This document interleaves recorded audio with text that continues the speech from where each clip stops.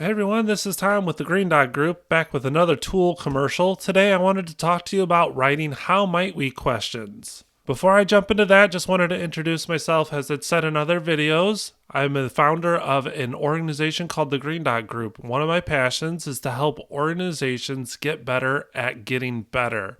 There are multiple ways in which organizations can facilitate improvement. One of my personal favorites is the design thinking methodology.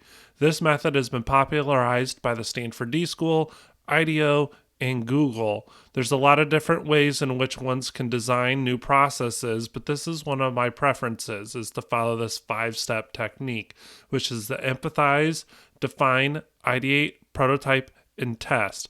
One of the key activities that helps the team move from the define phase to the ideate phase is writing how might we statements, which are derived from the user need statements. The how might we statements are the foundation that the team will use for the brainstorming and ideation activities that will allow the team to come up with solutions and ideas for improvement that are appropriate to the specific user that they're designing for. Each of the how might we statements start by answering the question, how might we? It is a divergent and convergent method that allows the team to think broadly through brainstorming, coming up with multiple ideas and different challenges that they can solve on the user's behalf.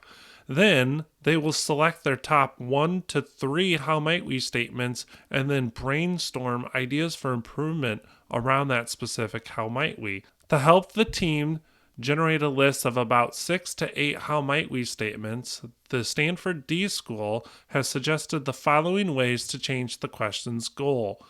Ways to do that are to ask, how might we amp up the good? Remove the bad. Explore the opposite. Question an assumption. Change the status quo. Create an analogy, or identify unexpected resources. In a previous video, the user need statement, we introduced you to Megan. As we'd shared in that video, Megan is a law student who lives outside of DC, who frequently relies on public transit to get to and from campus. On test day, this can be a stressful experience for Megan, as large crowd size can lead to her missing her train and possibly being late to her exam. To support Megan, I generated a list of how might we statements using some of the guidelines that the Stanford D School provided. How might we help other passengers using public transit be more aware of Megan's test that day? How might we eliminate the need to travel on test days? Or provide an expedited travel experience on those test days? How might we provide greater flexibility for students who are traveling by public transit? And how might we make use of Megan's transit time as extra test prep? This isn't an all-inclusive list of the how might we's. Again, this is a team sport. In this exercise, I would be one of several designers brainstorming and trying to identify multiple how might we's that were appropriate to Megan's situation. In the end, assuming we had a design team of 3 to 4 people, all generating about 6 to 8 ideas, we could walk away with a collection of about 32 how might we statements. From here, the team would filter the how might we statements down and select a handful. This would be the input to the brainstorming activity as they transition to the ideate phase, in which they would come up with a list of ideas for improvements and solutions. Thank you for tuning into this video. I hope that you found it helpful.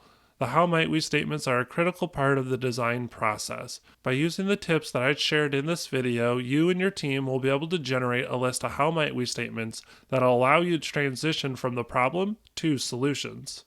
Thanks for tuning in. As always, thanks for nerding out with us.